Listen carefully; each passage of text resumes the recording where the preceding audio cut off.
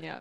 So getting back to the impact that the Woodward tapes are going to have on the race for a moment, I think this is pretty telling. Bret Baier, now granted, he's in the news part of Fox News, and he's not a primetime commentator. But I suspect moments like this are going to be problematic because you're not going to get the typical Hannity voter. There's nothing that you're going to ever tell them that's going to change the way they vote. People got to remember, again, Donald Trump won with less votes than Mitt Romney lost in 2012 in all of these places. And so Donald Trump's agenda is he has got to depress Joe Biden's vote as much as possible. And they are working on this. They're working on it at the state Supreme Court of Wisconsin, where they delay the ballots going out. They're working on it by just handicapping the post office so that it doesn't have the ability to do these things, or at least starting the story. They're working on it by undermining the election, et cetera, et cetera. But in terms of like a traditional political campaign, stories like this inhibit Donald Trump's ability to build some type of narrative on Joe Biden. It may have already gone. I mean, Hillary Clinton had a built-in narrative about her. Well, I don't want to litigate at this moment whether it was deserved or not. It's irrelevant. The point is that she showed up with a 30-year narrative built about her, and Donald Trump just picked up that mantle. He doesn't have the time to do it with Joe Biden. He's certainly not going to have the time when Bret Baier is talking to his campaign spokesperson. This is Tim Murtaugh on Fox. First of all, you just heard what was said. They're coming hard after the president for what he said to Bob Woodward and what he said on the record. Well, Brett, I mean, what you heard there from T.J. Ducklow is that he couldn't articulate an answer to your question of what would Joe Biden have done differently. And we know without question that President Trump's move to restrict travel from China saved thousands of American lives. Dr. Fauci says so. All medical experts say so. And we know that Joe Biden would not have done that. He called it hysterical xenophobia and fear-mongering. And what you have now with in the wake of the excerpts from the Bob Woodward book is that I think what's happened and what's got everybody all excited is that's all packaged up and it says Bob Woodward's name on the cover.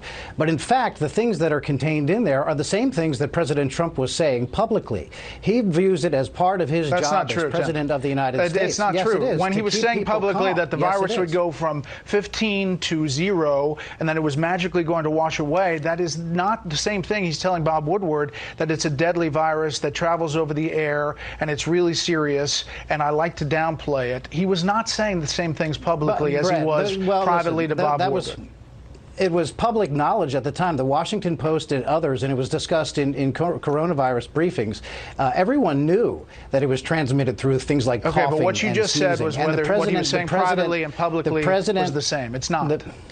Dr. Fauci says it is the same. You just played the soundbite from him. Dr. Fauci said there was no appreciable difference between what the president was discussing privately versus what he was saying publicly. With Fauci, not with Bob Woodward. From Dr. Fauci. With Fauci, not Bob Woodward. I want to move on. The question is, was the president being straight with the American people? And he was. Okay. Every step of the way, the president was straight with the American people. There is no question of that.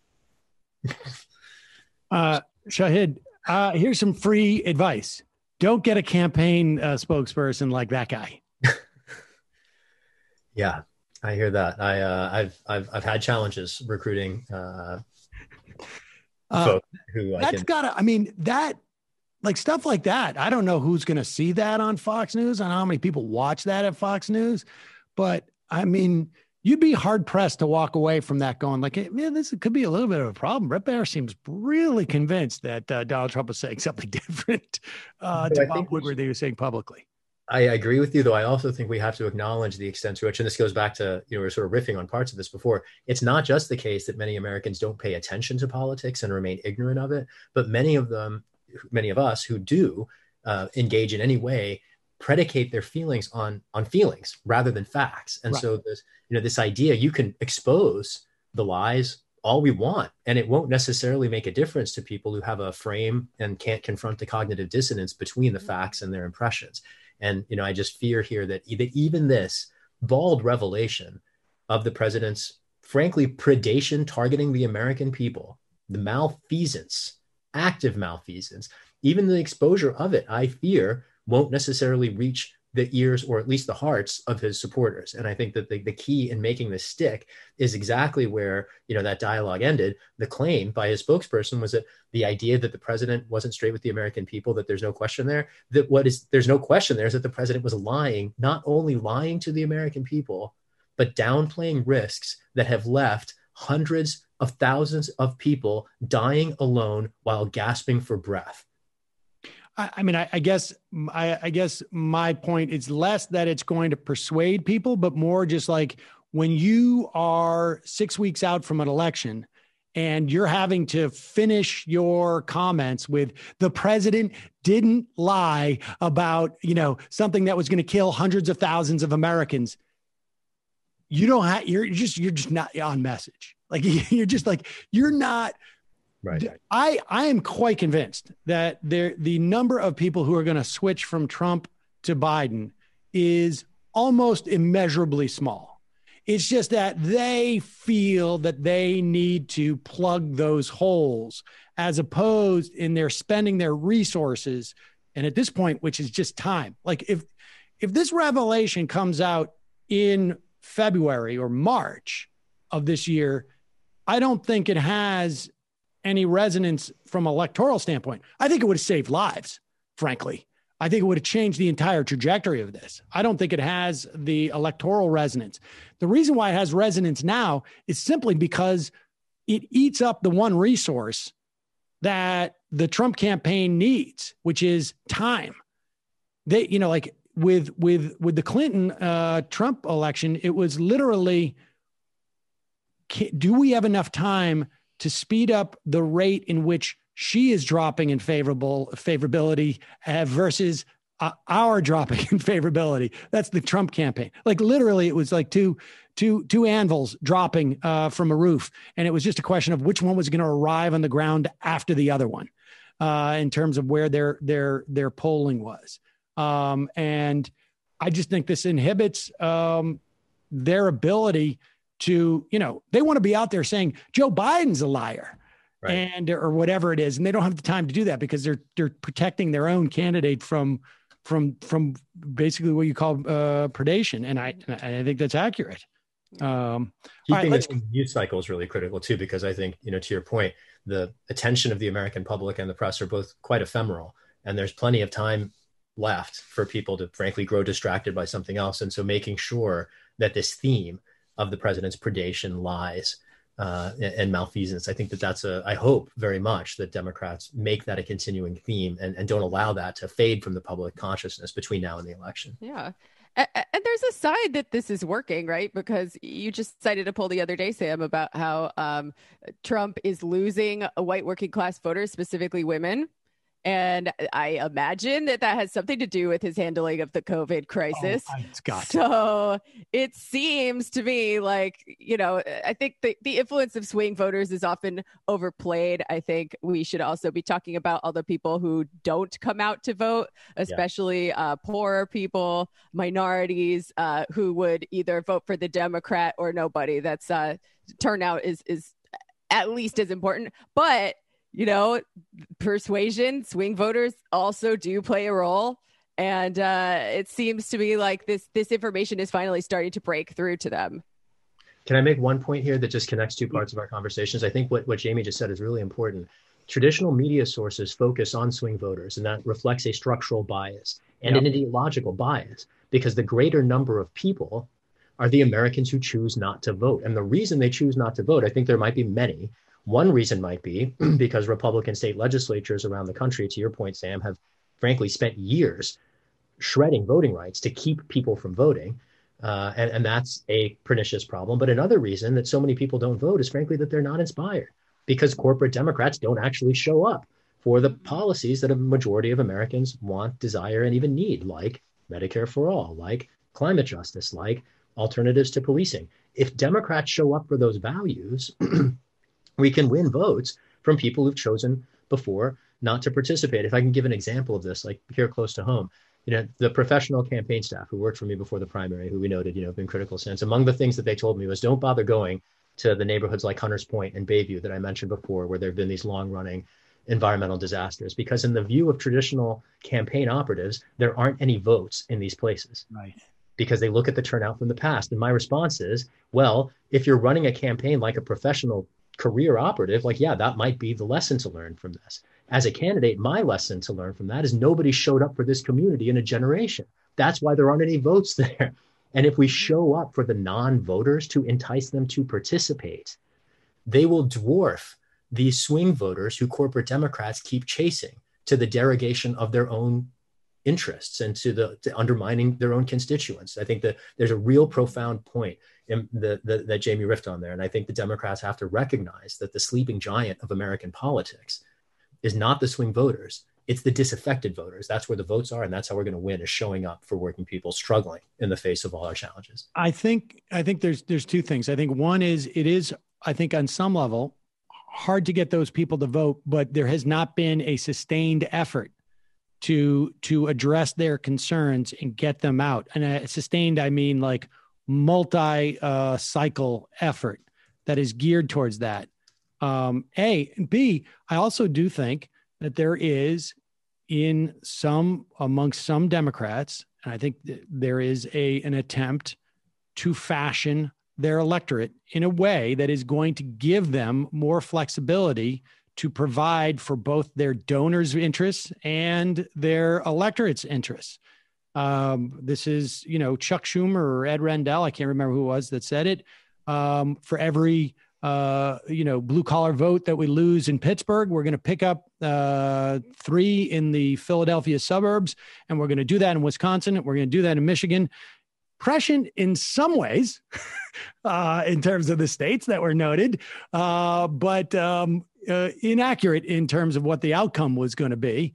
And I'm quite convinced, that one of the least analyzed aspects of what happened in 2016 was the iron will of the Clinton campaign and the Democratic leadership to protect Paul Ryan and to keep Paul Ryan from holding to account to Donald Trump. They had a huge opportunity to try and force a cleavage between those two. They never took it. They never, ever took it. And then I think they did that because they wanted to, Chuck Schumer bragged in October. This is almost a direct quote. I've got Schumer, because I remember this because he spoke about himself in the third person. I've got Schumer, I've got Clinton, and I've got Ryan. And we're going to make a repatriation deal. He was talking about the offshore money that's been held over there since the 2005 moratorium on taxes that George Bush had for money that is kept offshore. We're going to do a repatriation on the tax deal. You're going to bring all the money back instead of it being at 15 or 20% where it should be corporate rates. It's going to be at like 7%.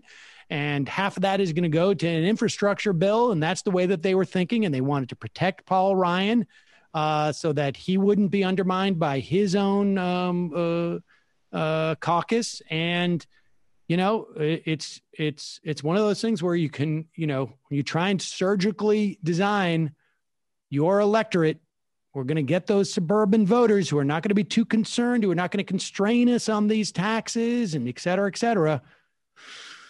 Yeah.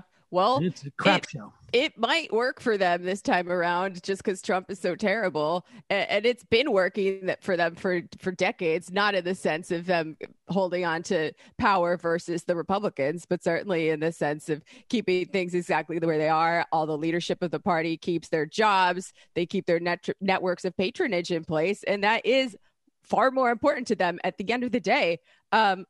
Also, if I could jump back one topic to the idea of activating non-voters in especially in poor communities, I think you're really right that we need to have a sustained effort from year to year, election cycle to election cycle. But it's not going to work if people only hear from us when we want them to vote for our candidate, right? Which is why it's so important to have an organization. Maybe it's a party, maybe it's just a party-like organization that is organizing the left, that's in communities all the time, doing mutual aid, talking to people, finding out who is already doing organizing and activism in these communities, and really asking them what they need and learning from each other in a kind of give and take process that coheres a political vision and helps to build working class institutions and power in a much more long lasting way.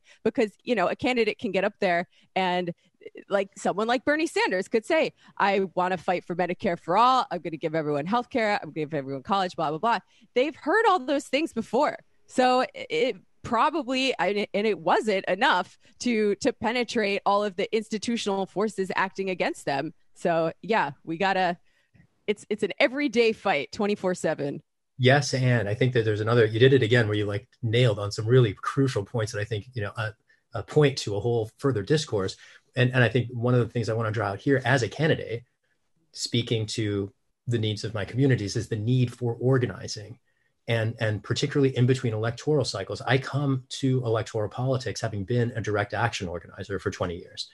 And that was my first acts of political engagement were shutting down weapons contractors during the lead up to the war in Iraq. And with 20,000 other residents of San Francisco laying siege to the financial district to try to pull the plug on a corporate invasion using an event that happened 19 years ago as a pretext. And this idea of coming to the dominance of electoral politics over politics generally serves to undermine our democracy. The most important layer of politics is at the community level. If there's any place I'd push back, you know, Jamie, with your construction there, it's that I think it's less about organizations organizing in communities and much more about communities organizing within themselves. And I think that the mutual aid organizing that's happened in the wake of the pandemic, I think to me, indicates a real reason for hope, because at the end of the day, beyond electoral politics, the only way we can actually claim power as a people is sustained, coordinated work stoppage.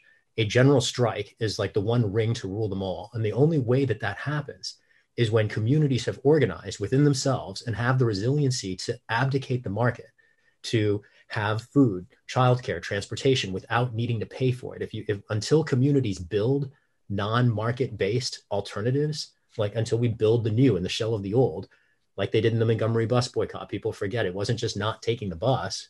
The community organized a ride network. When we do the same thing now, that's what will enable the general strike to take our resistance to this corrupt establishment beyond the ballot box. And I see that vision demonstrated at multiple points in our history. The Occupy movement comes to mind, the general strike in the 1934 here in San Francisco. There have been others around the country. That kind of organizing, that's what turns the screws on the establishment. The establishment's been turning screws on we the people for a long time. Yeah, no, I agree with you about all of that. But I also think that we really have our work cut out for us in terms of the gap currently existing between the organized left and the wider working class as a whole. And, you know, it's not a problem specific to the DSA right now, although I'm in the DSA, so I talk about it a lot in reference to that. Like, if you look at where has bigger problems in this, though, to be frank. Sure.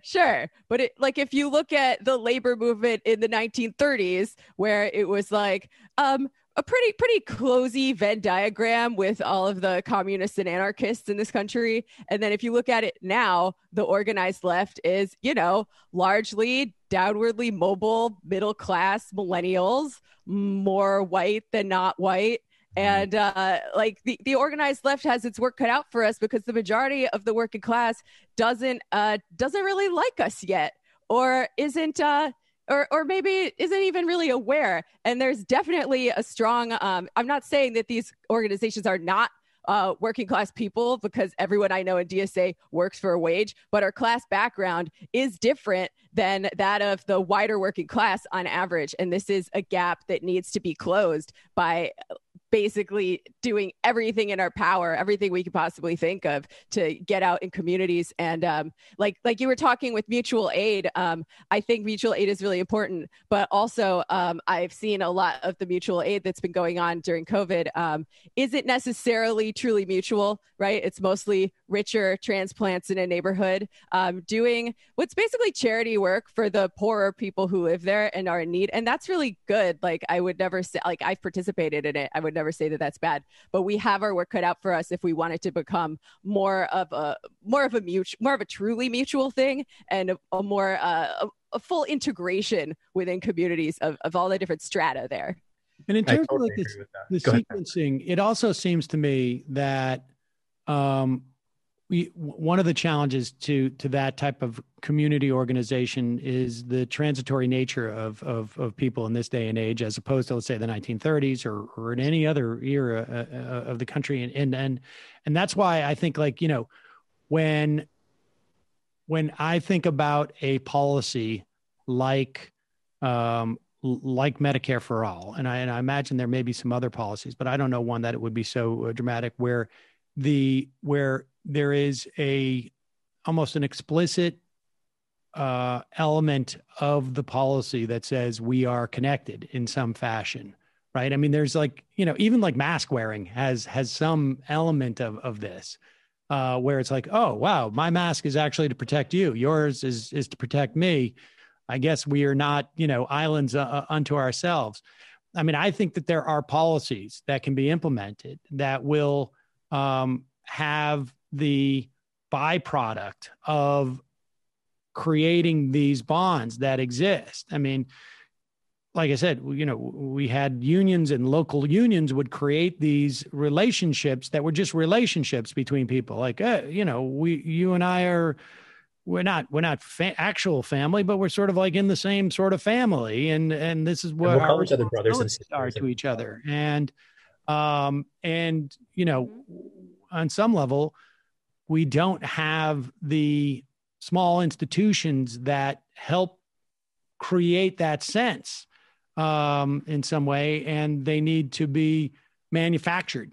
Like, you know, there needs to be some framework and structure for these things. Mm-hmm. That's why I think, like, teachers unions have had the most success in this like age that we're living in, because there is a structured environment where people come together and rely on each other. The parents rely on the teachers, the students rely on the teachers and the parents. There is a almost like a forced union of these people brought together by their disparate needs, which are met by each other. And they're, you know, sort of forced into that thing. I mean, I guess, you know, for me, it's always like, I look at it in terms of like sitcom structure, you know, like just as a writer, it's like, you know, how can I create an environment where these people are locked in, essentially locked in a room with each other, and as much as they may or may not, you know, be disparate, they have a shared agenda, and that shared agenda ends up developing the relationship over time. All right, let's go to the phones.